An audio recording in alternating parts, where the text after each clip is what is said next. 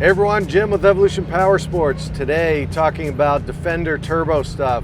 So we've got our BOV as an option for the kit, and customers, they ask, why do I need a BOV? Well, there's a couple of reasons for it. First of all, it relieves the pressure that's in the charge tube when the throttle blade closes as you let off the gas.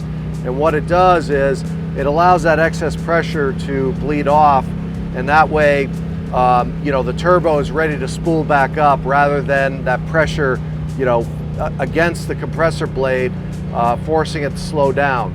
It also preserves the life of the bearings on the turbo by releasing that pressure so that because if the compressor is trying to drive against a closed throttle plate, really that air has no place to go. So it's very hard on the bearings. And then the last reason why people want BOV is because they like the way it sounds, right? Who can resist the sound of a BOV? That's half the point of having a turbo kit, so you can hear the BOV sound.